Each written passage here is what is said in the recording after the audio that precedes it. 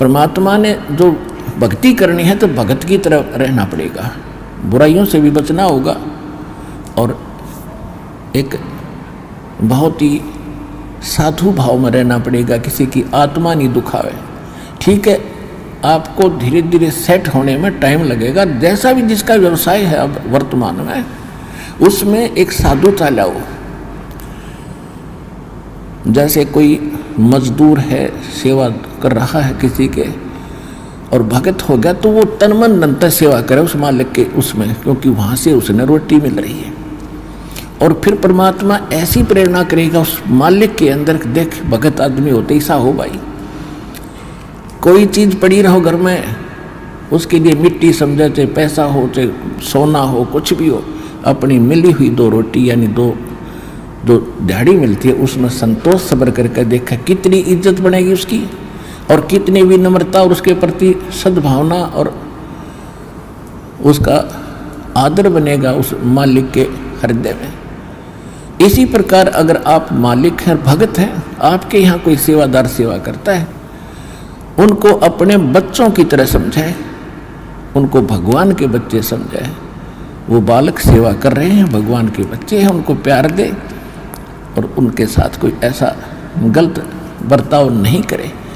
और फिर कुछ दिनों में उनके दिल में ऐसी भावना होगी, परमात्मा दोनों तरफ रोल करता है, जब हम मालिक के अनुसार चलेंगे फिर उन बच्चों में भी, उन सेवादारों में भी ऐसी भावना भर देगा कि हमारे जैसा नालायक नहीं इसे ऐसे भले आदमी के घर में राम 19-21 कराएंगे सेवा में, मजदूरी में 21 काम कराया करेंगे भाई। तो इस तरह कितना अच्छा माहौल बनेगा। और हम जैसे मालिक तो समझता है कि न पैसे दो 100 रुपये और काम खींचूँ 1000 का, और मजदूर क्या समझते हैं, रुपये लेवा 500 और काम करा 100 रुपया का। दोनों की नीयत खराब और दोनों दुखी, कर्म भी बिगड़े, टेंशन बनी रहे। तो इस प्रकार हमने अपने इस अंतःकरण के अंदर एक साधु भाव लाना पड़ेगा और तब हम देखना आपका वातावरण कैसे बदलने लगेगा, कैसे बदलने लगेगा, पूछो मत। तो तब हम यहाँ भी सुखी होंगे, आपको चिंता नहीं रहेगी कि वहाँ सेवादार सेवा कर रहे हैं, वो अपने तन मन धन से सेवा करेंगे भगवान से डर के, वो भगवान से डरने वाले हो जाएंगे, फिर बातें खत्म हो जाएगी। अब तो आग लगी पड़ी है, रिश्वत ले ले, यूँ ले लूँ, फलान करूँ, जब करूँगा तेरा काम धर दे 500 रुपये, और उधर से 500 ले लिए, डॉक्टर के जाकर 1000 लग गए, वो 500 भी गए, 500 अपनी तनख्वाह में तो गए। अरे वो पाप कर्म जो कह दो धरे के धराए रह गए, फिर गधा बन के पूरे करेगा जिससे रिश्वत ली है। तो इसी विघ्न में पैर दो मत, ये भगवान बताना चाहते हैं।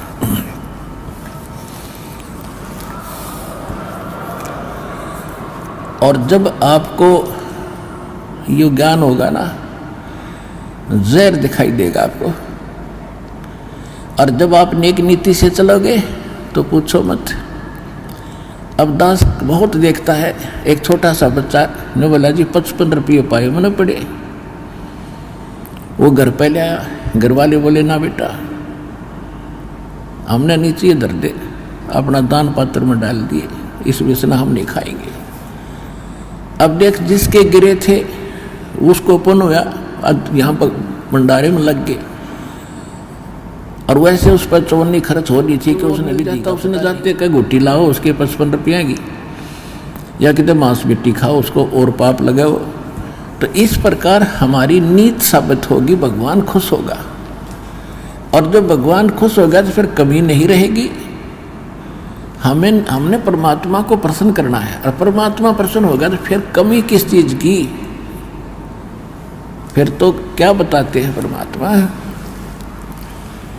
साईं इतना दीजियो जामे कुटुम समावे, हम भी भूखे ना रहे, अतिथि न भूखो जावे। इससे अधिक मांगना इस काल की जेल में हमारी महामूर्खता है कि इतना ही मांग लो बस तुम, इसमें सब कुछ मिलेगा, क्योंकि ये कलयुग है और कलयुग में मशीनरी जरूरी होगी, तो आप इतना ही मांगो जा में कुटुंब समावे, यानी रिक्वायरमेंट ऑफ द फैमिली, परिवार की आवश्यकताएं ये है जा में कुटुंब समावे, और हम भी भूखे ना रहें और अतिथि न भूखा जाए। फिर देगा आपको, और फिर रहो मालिक के वचनानुसार चलो। फिर कैसे, जैसे परमात्मा कहते हैं, चिड़ी चोंच भर ले गई नदी न घट्यो नीर, दान दिए धन घटे नहीं, यूं कह रहे साहिब कबीर। परमात्मा अपना साइन कर रहे हैं इस वाणी को बोल करके, कह रहे साहिब कबीर कि दान करने से धन नहीं घटेगा, ये नियम है ईश्वर का, परमेश्वर का। और दान सुपात्र को करे, गुरु बिन माला फेरते, गुरु बिन देते दान, गुरु बिन दोनों निष्फल हैं, चाहे पूछो वेद पुराण। देते को हर देत है, जहां तहां से आण, अण देवा मांगत फिरो, फिर साहिब सुने ना कान।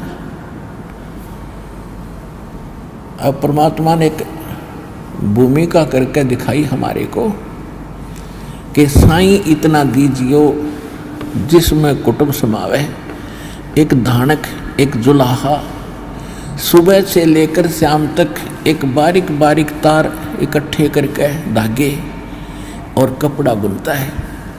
एक दिन में मुश्किल से भी 5 फुट 10 फुट बना पाता है, 5 फुट 4 फुट, और बहुत लंबा सैकड़ों फुट का तार वो थान बनाना पड़ता है, ताना बनाते थे। वो हफ्ते में पूरा होता। उसकी जो मेन ताना मालिक को मिलता है, उसमें से अपने परिवार के लिए जो आवश्यक सामग्री थी, खाद्य पदार्थ लाते, और शेष बच जाते उसको सत्संग और भंडारा में लगाया करते थे। इस प्रकार परमात्मा हमें उदाहरण देते हैं कि इस लोक में आप भगवान की भक्ति अवश्य करो, पूर्ण संत से प्राप्त करके, फिर परमात्मा एक्शन में आवेगा।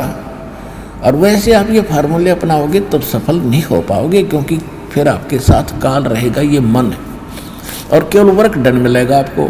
यहाँ वर्क से भी अलग मिलेगा आपको, किस्मत से भी नारा देगा परमात्मा, क्योंकि हम परमात्मा से कुछ और मांग ही नहीं रहे, इतना ही मांगते कि हमारी भक्ति बनी रहे और हमें कोई आवश्यक वस्तु का अभाव ना हो, बस इतना सा।